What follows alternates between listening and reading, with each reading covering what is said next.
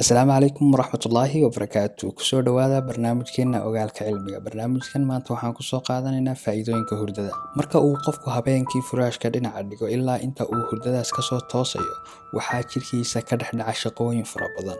Habeenka uu qofku si dabiici ah u seexdo, iyada oo ay xaaladiisa jireed iyo tan nafsiga ahiba fiican yihiin, waxa ay hurdadiisu u qaybsamaysaa 5 qaybood oo kala duwan, mid kastana waqtigeedu uu yahay 90 daqiiqo. Barnaamijkan waxa aynu kusoo bandhigaynaa qaar ka mid ah shaqooyinka jirka ka dhex dhaca inta hurdada habeenkii lagu guda jiro.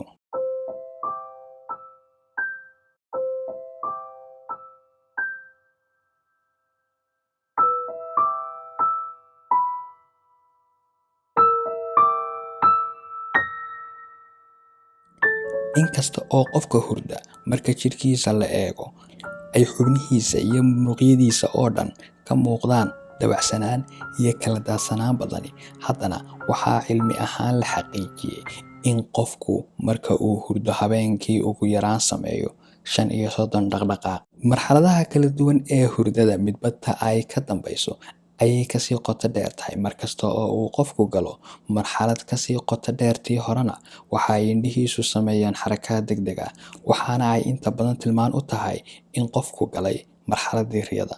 Inta uu qofku hurdo, afku si aad ah ayuu u firfircoon yahay, dhareerka afka ku samaysma hoos ayuu dhacaa. Taasina waxa ay sababtaa in qofku subaxda hore dareemo engeeg ama haraad fara badan. Inta uu qofku hurdo, garaaca wadnuhu waxa uu hoos u dhacaa 15 daqiiqadiiba, taas oo suurto gelinaysa in uu qofku raaxo iyo nasasho dareemo.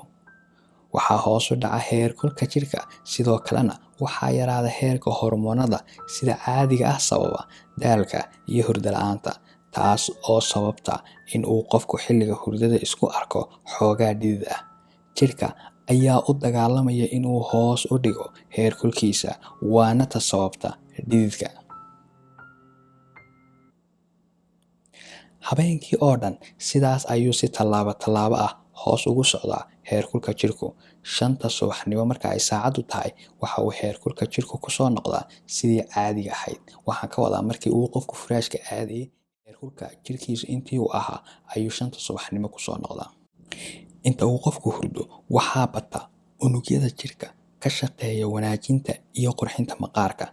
Waxa aanay ka daweeyaan dhibtii soo gaadhay wejiga ama maqaarka qofka maalinnimadii. Marka uu qofku si dabiici ah u seexdo, waxaa dhalaala wejigiisa, jirkiisa waxaa ka muuqda firfircooni fara badan. Markaad si fiican u seexato habeen dhammaystiran 8 saacadood, hurdo ku filan oo uu qofku seexdo, waxa uu ka dheefayaa in suntu ay jirka ka baxdo, in caafimaadkiisa jireed iyo kan nafsiga ahiba wanaagsanaadaan, iyo in maskaxdu hesho nasasho ay hawl maalmeedkeeda si tayo leh kusii hogaamiso. Hawlahan aynu soo sheegnay iyo kuwo kale oo badan oo dhammaantood faa'iidooyin caafimaad oo aan la soo koobi karin jirka u leh ayaa hurdada laga dheefaa. Hurdada waxaa habboon qofku in uu habeen kasta seexdo 8 saacadood si uu jirkiisu u helo hurdo tayo leh. Barnaamijkeenina waxaan kusoo afmeeraynaa intaa. Kulan dambe oo xiiso leh.